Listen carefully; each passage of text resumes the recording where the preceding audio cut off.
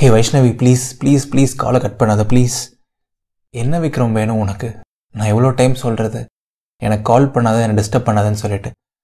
ஹே Vaishu please Vaishu, நான் என்ன சொல்லணும் ஒரு 2 minutes கேளு வைஷு ப்ளீஸ். விக்ரம் என்னை விட்டுரு விக்ரம், என்னால் இதுக்கு மேலே எதுவும் பண்ண முடியாது விக்ரம். ஹே வைஷு ப்ளீஸ்மா, என்னால் எதையும் மறக்க முடியல ப்ளீஸ். ஒரு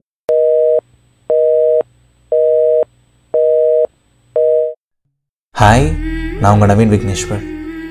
உங்கள் எல்லாருக்கும் ரொம்ப ரொம்ப பிடிச்ச ஒரு விஷயத்த நான் மறுபடியும் பண்ண போகிறேன். அதுதான் கதை சொல்கிறது. அதுவும் நீங்கள் ரொம்ப விரும்பி கேட்குற காதல் கதை தான் அது. என்னோடய 3வது கதை உங்கள் எல்லாருக்கும் ரொம்ப பிடிக்கும்னு நான் நம்புகிறேன். அண்ட் எப்பவும் போல் இந்த கதையோட ஹீரோ வேறு யாருமே கிடையாது, இதை கேட்டுட்ருக்க நீங்கள் எல்லாரும் தான். அண்ட் இந்த கதையோட ஹீரோ பேர் விக்ரம். ஸோ விக்ரம், நீங்கள் ரெடியா? 3, 2 and 1 ஆக்ஷன். உங்களுக்கு ரொம்ப பழகி போன ஒரு விஷயம் ஆயிடுச்சு. அடிக்கடி வைஷு கால் பண்ணுறது, அவங்க கட் பண்ணுறது, அவங்க கால் அட்டன் பண்ணலாம் ஒரு 2 நிமிஷத்துக்கு மேலே பேசாமல் போகிறது, எல்லாமே உங்களுக்கு சாதாரணம் ஆயிடுச்சு. அது மட்டும் சாதாரணம் ஆகலை, நிறையா விஷயங்கள் ரொம்ப சாதாரணமாகிடுச்சு. அடிக்கடி அலறது, பயங்கரமாக வலி அனுபவிக்கிறது, உங்கள் ரூமை விட்டே வெளில போகாமல் இருக்கிறது, அலறது அவ்வளோ அலறது, எல்லாமே ரொம்ப சாதாரணமாகிடுச்சு. ஒரு நாள் சிரிச்சிட மாட்டோமா? ஒரு 5 நிமிஷம் நம்ம கவலையை நம்ம மறந்துட மாட்டோமா? நம்ம வைஷு மாதிரி நம்மக்கிட்ட முன்ன மாதிரி பேசிட மாட்டாளா? ஏகப்பட்ட கேள்விகள், ஏகப்பட்ட எண்ணங்கள். இதுக்கு மேலே உங்களுக்கு கெஞ்சுறதுக்கு திராணி இல்லை, சண்டை போடுறதுக்கு தெம்பு இல்லை. உங்களுக்குன்னு பார்த்து லைஃப்பில் இப்போ க்ளோஸ் ஃப்ரெண்ட்ஸும் இல்லை. உங்களுக்கு இருந்த கரியரும் ஸ்பாயில் ஆகிடுச்சு. உங்களுக்கு லைஃப்பில் இருந்த எல்லா நல்ல விஷயங்களுமே உங்களை விட்டு போயிடுச்சு, உங்கள் வைஷ்ணவி உங்களை விட்டு போனதுக்கப்புறம். இதுக்கப்புறம் லைஃப்பில் ஒன்றுமே இல்லைங்கிற மாதிரி ஒரு வெறுமை மட்டும்தான் இருந்துகிட்டே இருக்குது. ஏதாவது பண்ணியே ஆகணும் அப்படின்னு தோணுது, ஏதாவது பண்ணணும், ஒரு சின்ன மாற்றத்தையாவது கொண்டு வரணும் அப்படின்னு தோணுது. திடீர்னு ஒரு யோசனை வருது, எங்கிருந்தோ எங்காவது போவோம், தூரமாக போவோம். ஒரு வாரம் இந்த வீட்டுக்கே வர வேண்டாம், இந்த ரூமுக்கே வர வேண்டாம். ஒரு வாரம் வைஷ்ணவி கிட்ட பேச ட்ரை பண்ண வேண்டாம். எங்காவது தூரமாக போவோம், எல்லாத்தையும் கொஞ்ச நாள் மறந்துருப்போம், வேற ஒரு வாழ்க்கையை கூட ஆரம்பிக்க ட்ரை பண்ணுவோம். இதுக்கு மேலே என்னால் வழி அனுபவிக்க முடியாது அப்படின்னு உங்களுக்கு தோணுது. அண்ட் எந்த வேகத்தில் அந்த முடிவு எடுத்தீங்கன்னே தெரியல. திடீர்னு நீங்கள் பாட்டுக்கு உங்களோட பேக் எடுக்கிறீங்க. ஒரு 2 ஷர்ட், ஒரு 2 பேண்ட் மட்டும் வேகமாக அதில் போட்டுட்டு டக்குன்னு ஒரு ஆட்டோ பிடிச்சி கோயம்புத்தூர் பஸ் ஸ்டாண்டுக்கு போயிடுறீங்க. எல்லாமே ஒரு ½ அன் ஹவரில் நடந்து முடிஞ்சிருது. ஒரு பயங்கரமான ஒரு எமோஷனல் டெசிஷன் தான், பட் அது ஒரு தப்பான டெசிஷன் மாதிரி உங்களுக்கு தோணலை. வெளியூர் போகிற பஸ்ஸெல்லாம் எங்கே நிற்குமோ அங்கே நின்றுட்டுருக்கீங்க. நிறையா ஊருக்கு பஸ் இருக்குது. ஒவ்வொரு ஊருக்கு போகிற பஸ்லேயுமே ஆள் ஃபீல் பண்ணிகிட்டே தான் இருக்காங்க. அந்த ஊர் பேர் சொல்லி சத்தமாக கூப்பிடுறாங்க.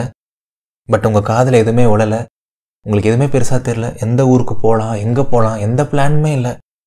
நீங்கள் பாட்டுக்கு ஒரு 10-15 நிமிஷம் அங்கேயே நிற்கிறீங்க. அண்ட் திடீர்னு ஒரு வெள்ளை கலர் பஸ் உங்கள் முன்னாடி நிற்குது, உங்கள் பக்கத்துலேயே நிற்குது. ஆனால் அந்த பஸ்லேருந்து கண்டக்டர் உங்ககிட்ட பேசுகிறாரு. என்னப்பா சென்னையா அப்படின்னு கேட்குறாங்க.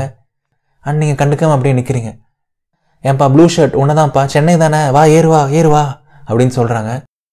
அண்ட் நீங்கள் என்ன நினப்பில் இருந்தீங்கன்னு கூட தெரியல. டக்குன்னு அவங்க கேட்ட கொஷனுக்கு ஆமாங்க அப்படின்னு சொல்லிடுறீங்க. அட வாப்பா, இதுக்கப்புறம் பஸ்ஸில் ஏறுப்பா அப்படின்னு சொல்கிறாங்க. அட லூசு விக்ரம், இப்போ எதுக்கு ஆமான்னு சொன்னேன் அப்படின்னு உங்களுக்குள்ள ஒரு சின்ன எண்ணம்.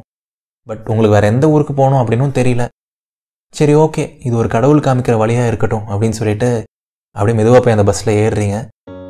அண்ட் நீங்கள் ஏறினோடனே கண்டக்டர் சொல்கிறாரு, ஏன்பா பஸ்ஸு ஃபுல்லாகிடுச்சு, லாஸ்ட்டில் ஒரே ஒரு சீட் மட்டும் தான் காலியாக இருக்குது, கொஞ்சம் அட்ஜஸ்ட் பண்ணி உட்காந்துக்கோப்பா, நான் வேணால் ஒரு 100 ரூபா டிக்கெட் காசு கம்மி பண்ணிக்கிறேன் அப்படின்னு சொல்கிறாங்க. அப்படின்னு ஒரே ஒரு சவுண்டு மட்டும் தான் கொடுக்குறீங்க.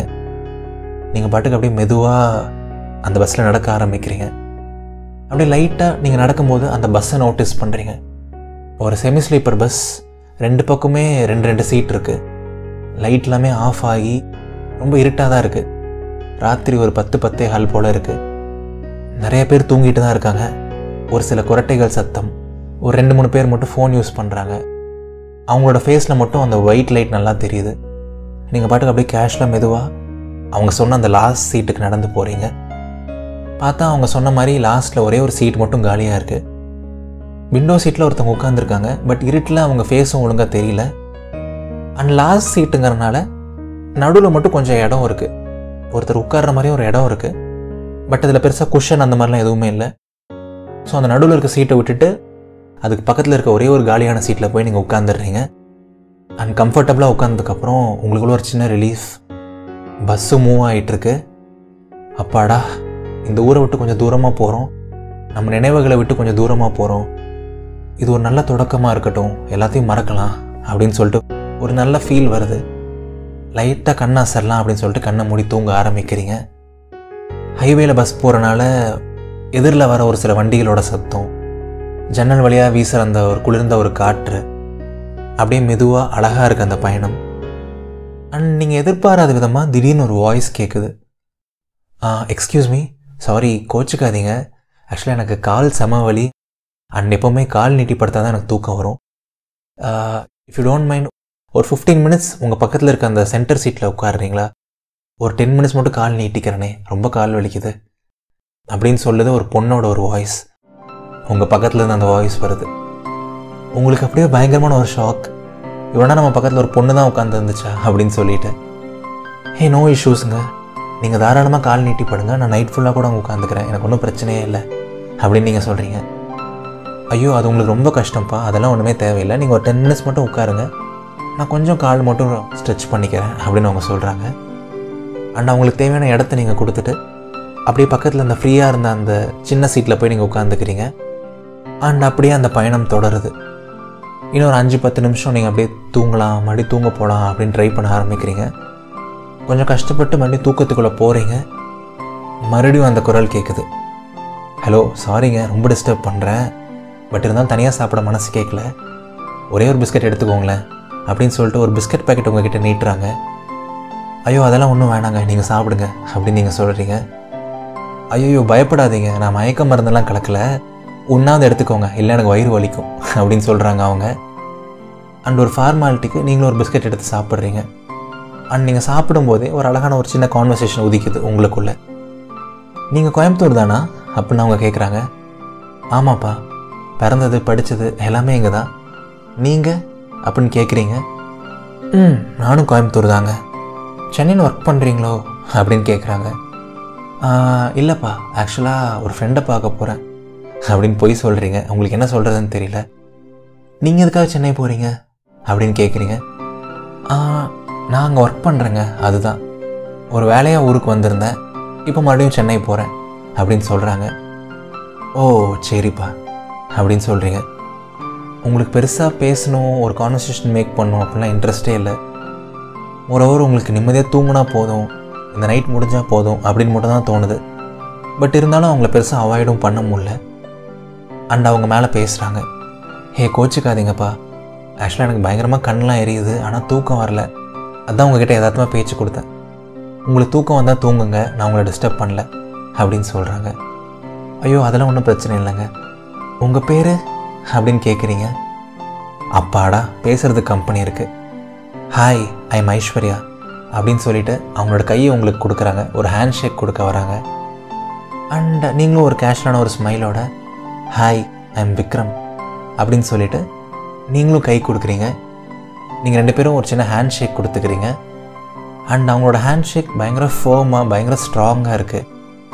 ஒரு நல்ல ஃபீல், ஒரு நல்ல பொண்ணுன்னு ஃபீல் ஆகுது, நல்லா போல்டாக ஜாலியாக பேசக்கூடிய ஒரு பொண்ணு அப்படின்னு ஃபீல் ஆகுது. அண்ட் நீங்கள் ஹேண்ட் ஷேக் கொடுத்து முடித்த உடனே உங்ககிட்ட ஒரு கேள்வி கேட்குறாங்க. விக்ரம், நீங்கள் எதையோ நினச்சி ஃபீல் பண்ணிகிட்ருக்கீங்க தானே அப்படின்னு கேட்குறாங்க. ஆமாங்க. எப்படி அவ்வளோ கரெக்டாக சொல்கிறீங்க, முகமே காட்டி கொடுத்துருச்சா அப்படின்னு கேட்குறீங்க. அப்படின்னு சொல்லிட முடியாது, உங்கள் ஹேண்ட் ஷேக் தான் காட்டி கொடுத்துச்சு. நீங்கள் கொடுத்த கையில் ஒரு பிடிப்பே இல்லை, உங்கள் பேச்சில் ஒரு பிடிப்பு இல்லை, உங்கள் முகத்துலேயும் ஒரு பிடிப்பு இல்லை, எதையோ நினச்சி ஃபீல் பண்ணிகிட்டு இருக்கீங்கன்னு நினைக்கிறேன் அப்படின்னு சொல்கிறாங்க. ஆமாங்க, கொஞ்சம் மனசு சரியில்லை அப்படின்னு சொல்கிறீங்க. ஹே, அப்படின்னா ஒரு சின்ன கேம் வச்சுக்கலாமா, ஒரு சின்ன ஒரு பெட்டுன்னு கூட வச்சுக்கலாம். இன்னும் 2 நிமிஷத்துக்குள்ளே நான் உங்களை பயங்கரமாக சிரிக்க வைக்கிறேன், நான் உங்களை சிரிக்க வச்சா நீங்கள் எனக்கு 500 ரூபா தரீங்களா, ஒரு பெட் கட்டிக்கலாமா அப்படின்னு கேட்குறாங்க. உங்களுக்கு தலையும் புரியல, வாடும் புரியல, என்னடா அந்த பொண்ணு லூஸ் மாதிரி பேசுது, நான் மனசு கஷ்டமாக இருக்கேன், ஃபீல் பண்ணுறேன்னு சொல்கிறேன், இவங்க பெட்டு கட்டுறாங்கிறாங்க, என்னை சிரிக்க வைக்கிறேன்னு சொல்கிறாங்க அப்படின்னு உங்களுக்கு தோணுது. என்னப்பா சொல்கிறீங்க அப்படின்னு நீங்கள் கேட்குறீங்க.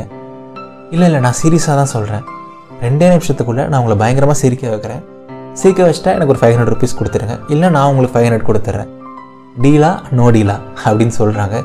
ஒரு சிரிப்போட சரி ஓகே முடிஞ்சால் சிரிக்க வைங்க அப்படின்னு நீங்கள் சொல்கிறீங்க. உங்களுக்கு பெருசாக நம்பிக்கையே இல்லை, நீங்கள் இருக்க நிலைமைக்கு நீங்கள் சிரிப்பீங்களா அப்படின்லாம் சொல்லிவிட்டு. அண்ட் ஐஸ்வர்யா மேலே பேசுகிறாங்க.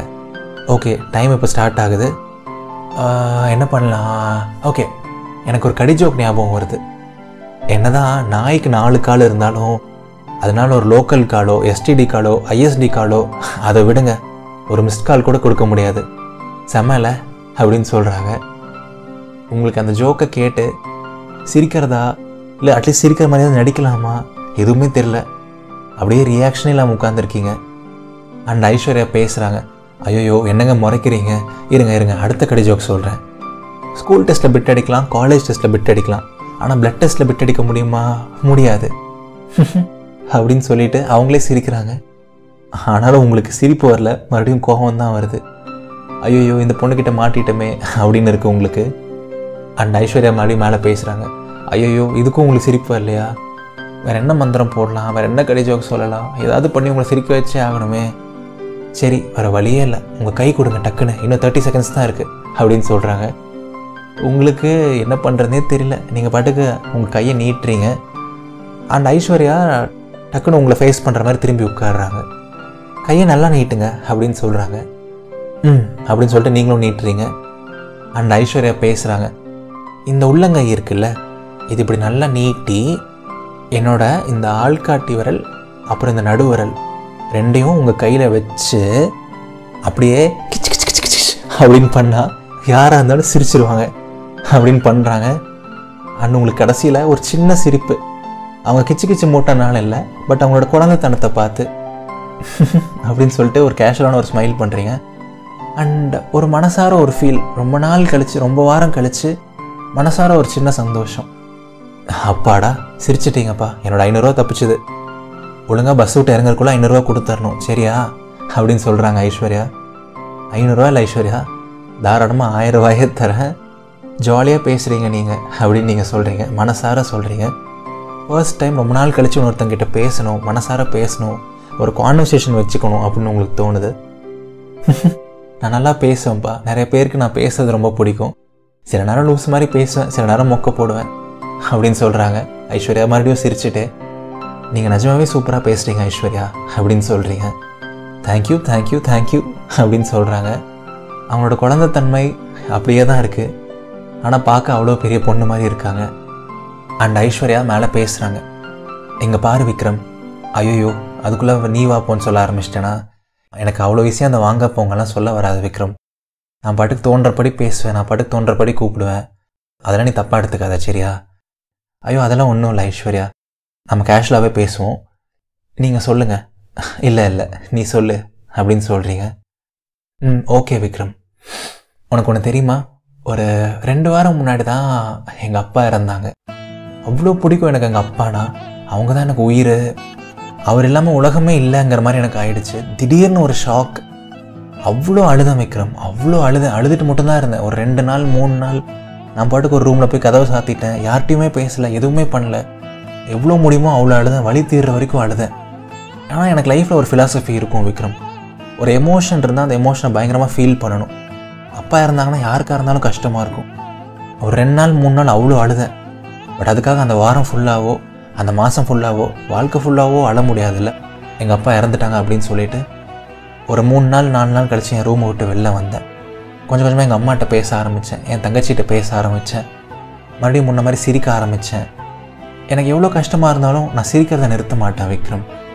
ஏன்னா நான் சிரிக்காமல் இருந்தால் என் மூஞ்சி என்னாலேயே என் கண்ணாடியில் பார்க்க முடியாது.